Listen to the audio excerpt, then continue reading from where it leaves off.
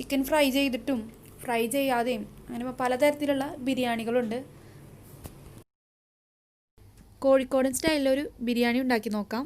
ഇതിലേക്ക് സെപ്പറേറ്റ് ആയിട്ട് ഇറച്ചി വേവിച്ച് മസാല ആക്കി എടുക്കേണ്ട ആവശ്യമില്ല. റൈസ് വേവിച്ചതിന് ശേഷം ഡയറക്റ്റ് ദം ചെയ്യാണ് ചെയ്യുന്നത്. ഒരു സ്പെഷ്യൽ മസാലപ്പൊടിയും ഇതിനു വേണ്ടി ഉണ്ടാക്കിയെടുക്കുന്നുണ്ട്. ഇങ്ങനെ ചെയ്തെടുക്കുന്ന ബിരിയാണിക്ക് ഒരു പ്രത്യേകതരം മണവും രുചിയും തന്നെയാണ് ഉള്ളത്. ബിരിയാണിയിലേക്കുള്ള മസാല തയ്യാറാക്കാൻ വേണ്ട സാധനങ്ങൾ: 1 കിലോ ചിക്കൻ ക്ലീൻ ചെയ്ത് കഴുകി വൃത്തിയാക്കി വലിയ പീസായിട്ട് കട്ട് ചെയ്ത് വെച്ചിട്ടുണ്ട്. 4 വലിയ സവോള കനം കുറച്ച് കട്ട് ചെയ്ത് വെച്ചിട്ടുണ്ട്. നീളത്തിലോ ചെറിയ പീസായിട്ടോ കട്ട് ചെയ്തെടുക്കാം. കനം കുറച്ച് തന്നെ കട്ട് ചെയ്തെടുക്കണം. എന്നാൽ മാത്രമേ സവോള മിക്സ് ചെയ്തെടുക്കുമ്പോൾ നല്ല സോഫ്റ്റായി കിട്ടുകയുള്ളൂ. അല്ലെങ്കിൽ ബിരിയാണിയെല്ലാം സെറ്റായി വരുമ്പോൾ സവോള മാത്രം വേറിട്ട് കിടക്കും. 2 വലിയ തക്കാളി കട്ട് ചെയ്ത് വെച്ചിട്ടുണ്ട്. 1/4 കപ്പ് പ്ലസ് 2 ടേബിൾ സ്പൂൺ തൈര് എടുത്ത് വെച്ചിട്ടുണ്ട്. ഒരുപാട് പുളിയുള്ള തൈരാണെങ്കിൽ 1/4 കപ്പ് തന്നെ മതിയാകും. 1 ടീസ്പൂൺ മുളക് പൊടി, 1/2 ടീസ്പൂൺ മഞ്ഞൾപ്പൊടി, പാകത്തിന് ഉപ്പ്, 1 ടേബിൾ സ്പൂൺ ചെറുനാരങ്ങ നീര്, 1/2 കപ്പ് മല്ലിയില, അതിൻ്റെ പകുതി പുതിന. ഇതിലേക്ക് ചതച്ച് ചേർക്കാൻ 4 പച്ചമുളക്, 1 ടീസ്പൂൺ കുരുമുളക്, 1/2 ടീസ്പൂൺ പെരിഞ്ജീരകം, 2 വലിയ പീസ് ഇഞ്ചി, 13 വലിയ വെളുത്തുള്ളി. ഇവയെല്ലാം ഒന്ന് ചെറുതായി ചതച്ചെടുക്കണം. വെളുത്തുള്ളിയുടെ അളവ് ഏകദേശം 3 ടേബിൾ സ്പൂൺ ഉണ്ടാകും. ഇഞ്ചി 2.5 ടേബിൾ സ്പൂൺ ഉണ്ടാകും. 1 ടേബിൾ സ്പൂൺ നെയ്യ്, 3 ടേബിൾ സ്പൂൺ ഓയിൽ. ഇതിലേക്കൊരു സ്പെഷ്യൽ ബിരിയാണി മസാലക്കൂട്ട് തയ്യാറാക്കിയെടുക്കണം. അതിനുവേണ്ടി 2 പീസ് പട്ട, 5 ഏലക്കായ, 5 ഗ്രാമ്പു, 1 തക്കോലം, 1 ടീസ്പൂൺ മല്ലി, 1 ടീസ്പൂൺ പെരിഞ്ജീരകം, 1/4 ടീസ്പൂൺ ഷാജീര, ബിരിയാണി ജീരകമെന്നും പറയുന്നതിനെ. ജാതിപത്രി കയ്യിലുണ്ടെങ്കിൽ ഒരു ചെറുത് ചേർത്ത് കൊടുക്കാം. ഒരു പാൻ വെച്ച് കൊടുത്ത് നന്നായി ചൂടാകുമ്പോൾ നമ്മളെടുത്ത് വെച്ച സ്പൈസസ് എല്ലാം ചേർത്ത് കൊടുക്കാം. ലോ ഫ്ലെയിമിൽ 2 മിനിറ്റ് വറുത്തെടുക്കാം. തണുത്തതിന് ശേഷം നന്നായി പൊടിച്ചെടുക്കാം. ബിരിയാണി ദം ചെയ്തെടുക്കാനുള്ള പാത്രമോ അല്ലെങ്കിൽ ഏതെങ്കിലും ഒരു വലിയ പാത്രം എടുത്തിട്ട് അതിലേക്ക് നമുക്ക് ആദ്യം മസാല കൂട്ടി വെക്കണം. അതിലേക്ക് സവാള, തക്കാളി, പച്ചമുളകും വെളുത്തുള്ളിയും ഇഞ്ചിയെല്ലാം ചതച്ചതിൽ നിന്ന് 1 ടേബിൾ സ്പൂൺ മാറ്റി വെക്കണം. അത് നമുക്ക് റൈസ് വേവിക്കുമ്പോൾ ചേർക്കാനുള്ളതാണ്. ബാക്കി ഇപ്പോൾ ഇതിലേക്ക് ചേർത്ത് കൊടുക്കാം. മല്ലിയിലേന്നും പുതിനയിലേന്നും പകുതി ചേർത്ത് കൊടുക്കുക. തൈര്, പാകത്തിന് ഉപ്പ്, മുളക് പൊടി, മഞ്ഞൾപ്പൊടി, നമ്മൾ പൊടിച്ചു വെച്ച ബിരിയാണി മസാല പൗഡർ എല്ലാം കൂടി നന്നായി മിക്സ് ചെയ്തെടുക്കുക. 2 മിനിറ്റ് ആദ്യം മിക്സ് ചെയ്തെടുക്കുക. അതിനുശേഷം മാത്രം ചിക്കൻ ചേർത്ത് കൊടുത്താൽ മതി. അങ്ങനെ മിക്സ് ചെയ്യുമ്പോൾ സവാളയും തക്കാളിയും എല്ലാം നന്നായി സോഫ്റ്റായി കിട്ടും. ചിക്കൻ്റെ പീസസ് എല്ലാം ചേർത്ത് കൊടുത്ത് 1 മിനിറ്റ് കൂടി ഒന്ന് മിക്സ് ചെയ്ത് കൊടുക്കാം. മിക്സ് ചെയ്ത് വെച്ചത് 1 മണിക്കൂറെങ്കിലും റെസ്റ്റ് ചെയ്യാൻ വെക്കണം. അപ്പോഴേ കറക്റ്റ് ടേസ്റ്റ് കിട്ടുകയുള്ളൂ. ഒട്ടും സമയമില്ലെങ്കിൽ അരമണിക്കൂറെങ്കിലും വെക്കാൻ ശ്രമിക്കണം. ആ സമയം കൊണ്ട് നമുക്കതിലേക്ക് ഫ്രൈ ചെയ്ത് തീർക്കാനുള്ള സാധനങ്ങളെല്ലാം ഫ്രൈ ചെയ്തെടുക്കാം. 1 വലിയ സവാള കനം കുറച്ച് നീളത്തിൽ കട്ട് ചെയ്ത് വെച്ചിട്ടുണ്ട്. 1 മീഡിയം സൈസ് ക്യാരറ്റ് നീളത്തിൽ കട്ട് ചെയ്ത് വെച്ചിട്ടുണ്ട്. കുറച്ച് അണ്ടിപ്പരിപ്പ്, മുന്തിരി. ഫ്രൈ ചെയ്തെടുക്കാൻ ആവശ്യമായ ഓയിൽ. ഒരു പാൻ വെച്ച് കൊടുത്ത് ഇതിലേക്ക് ഓയിൽ ഒഴിച്ച് കൊടുക്കുക. ഓയിലൊന്ന് ചൂടായി വന്നതിന് ശേഷം സവാള ചേർത്ത് കൊടുക്കുക.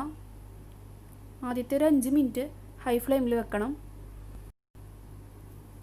ലൈറ്റായിട്ടൊന്ന് കളർ മാറി വരുമ്പോൾ ലോ ഫ്ലെയിമിൽ വെച്ചിട്ടാണ് ഫ്രൈ ചെയ്തെടുക്കാൻ, അല്ലെങ്കിൽ പെട്ടെന്ന് തന്നെ കരിഞ്ഞു പോകും. സവാളയെല്ലാം ഫ്രൈ ആയി വന്നിട്ടുണ്ട്. ഈ ഒരു കളർ ആകുമ്പോൾ തന്നെ നമുക്കത് പ്ലേറ്റിലേക്ക് മാറ്റാം. ക്യാരറ്റ് ഒന്ന് ഫ്രൈ ചെയ്തെടുക്കാം. മീഡിയം ഫ്ലെയിമിൽ വെച്ച് 2 മിനിറ്റ് കൊണ്ട് തന്നെ ക്യാരറ്റ് ഫ്രൈ ആയി കിട്ടും. ക്യാരറ്റ് ഇപ്പോൾ ഫ്രൈ ആയി വന്നിട്ടുണ്ട്. നമുക്കൊരു പ്ലേറ്റിലേക്ക് മാറ്റാം. അണ്ടിപ്പരിപ്പെല്ലാം ഫ്രൈ ചെയ്തെടുക്കാം. അണ്ടിപ്പരിപ്പെല്ലാം ഫ്രൈ ആയി വന്നിട്ടുണ്ട്. ഫ്ലെയിം ഒന്ന് ഓഫ് ചെയ്തതിന് ശേഷം മാത്രം മുന്തിരി ചേർത്ത് കൊടുക്കാം. ആ ഓയിലിൻ്റെ ചൂടോടുകൂടി തന്നെ മുന്തിരി ഫ്രൈ ആയി കിട്ടും.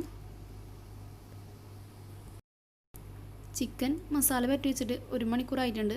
നമുക്കിതിലേക്ക് റൈസ് തയ്യാറാക്കാം. 4 കപ്പ് ജീരകശാല റൈസ് എടുത്ത് കഴുകി വൃത്തിയാക്കി 10 മിനിറ്റ് വെള്ളത്തിൽ കുതിർത്തി വെച്ചതാണ്.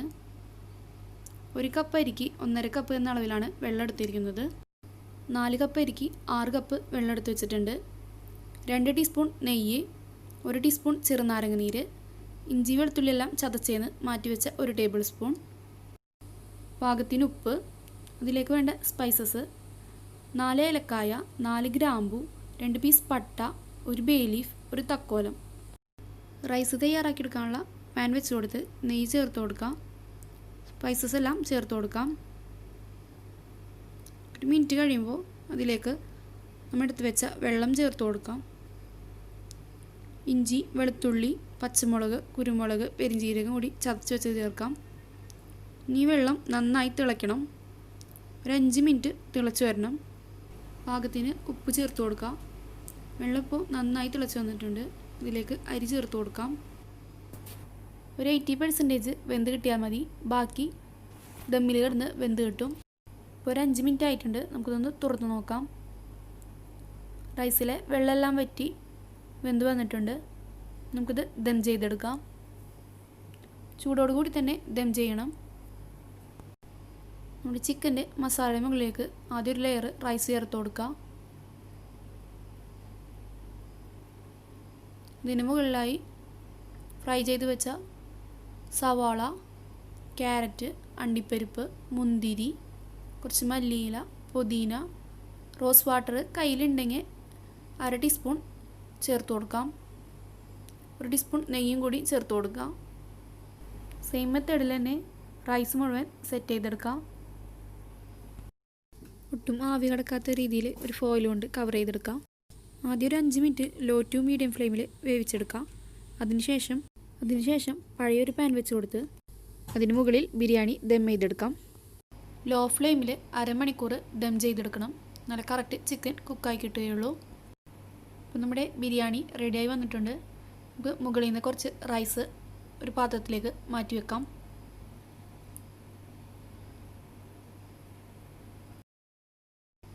എന്നിട്ട് അടിയിൽ നിന്ന് ചിക്കൻ്റെ മസാലയും കുറച്ച് റൈസ് കൂടി നന്നായി ആദ്യം മിക്സ് ചെയ്തെടുക്കുക.